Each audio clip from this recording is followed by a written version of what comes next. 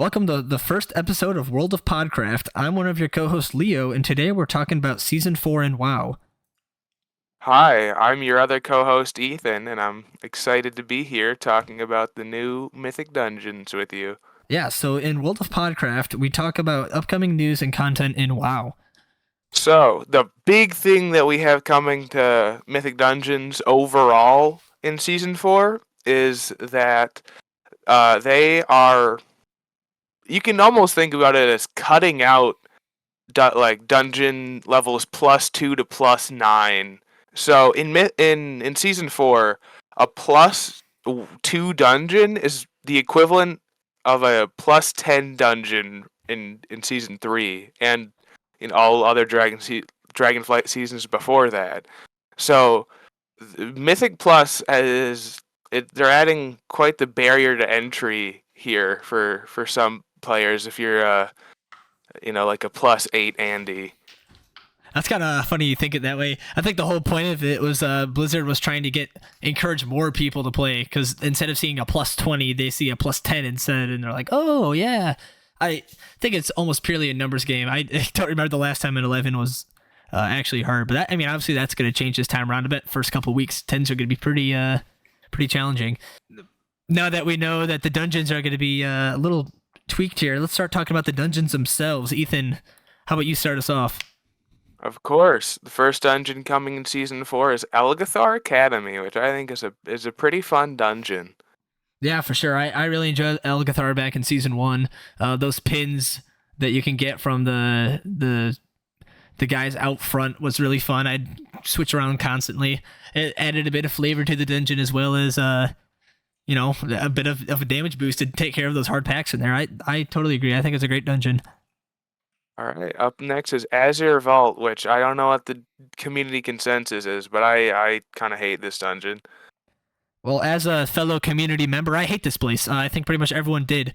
The timer is just way too short in there. The bosses were really hard. You wanted lust on all of them, but guess what? You can only have it on 2 because the timer's so short. The place just sucked. Sometimes you'd even want to use it on trash. So, and then on top of all of that, they put a death barrier down, so you can't even do the skip after the second boss. So they must do something drastic to make it way better, because it's not where it should be right now.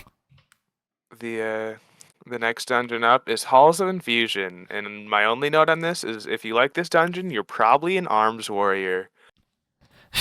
That is very true. Halls of Infusion had that first boss that started at 35%, so I would actually see quite a few groups bring an arms warrior just for that reason. Something that's interesting here in Season 4 is that they're going to have a respawn point at the second boss, I believe, after you kill him. So you'll see less groups going right at the start around the ring and instead go left and opt for that engineering battle res. Or not battle res, it's a free death buff. So that'd be kind of cool to see. We'll get to see the left side of the room now instead of the right. Next dungeon up is Neltheris, which I am fairly neutral, leaning towards bad on, but some people like this place. Yeah, no, I think it's quite polarizing. There's some people that absolutely loved it. Some people absolutely hated it. I'm leaning towards the hated side. I always hated, the bosses just weren't that fun for me, and the whole chains business. The tank would yell at you because you only hit 40 mobs with the chain instead of all 65 of them, and it's like, I'm dying with a 400k dot right now. I'm not worried about it. But yeah, those chains are getting changed. That's a little bit of alliteration there for you. That last boss is also getting changed too, with her dot. Her curse dot is going to be now a minute-long debuff that stacks instead of a 5-minute-long slogfest that you would pretty much die with if you didn't have a curse to spell. That's another thing. You're just gatekept. Like, you just needed like a mage or something to spell you. So my damage slot was taken a lot. Up next, we have Brackenhide, which I think is a pretty fun dungeon. I think that people like the dungeons where you're gate kept early. If you're gonna fail the run, you're failing it at the beginning, and you know you're failing it. You're not wasting your time failing it after spending half an hour. Yeah, I totally agree. I found Brackenhide pretty fun. There's tons of trash in there. You need a lot of percent, so you're constantly pulling stuff even into the bosses, because that stink breath guy, or the tree mouth, yeah, he's not that hard. Stink breath is nasty though. Yeah, with his whole whirlwind and his belch breath. That sucked. The last boss I also remember being quite hard with her totems, but those are getting nerfed in season 4. So I think overall, Brackenhide was good before, and it's going to be good now. Absolutely. Naku Defensive is up next, and this is a dungeon which I think can kind of fall apart due to your team not being very organized in most cases. Yeah, absolutely. This dungeon's got some way more involved mechanics than others. With the storm boss, you have to be organized around in like a pretty organized ring. The whole Granith situation, who's gonna fire the spears? The healer never wants to, but always has to, even though it totally should be them. I know this third boss in season 4, his area or his and her area are getting way changed. Some of the boss or the trash packs are getting buffed, like the birds.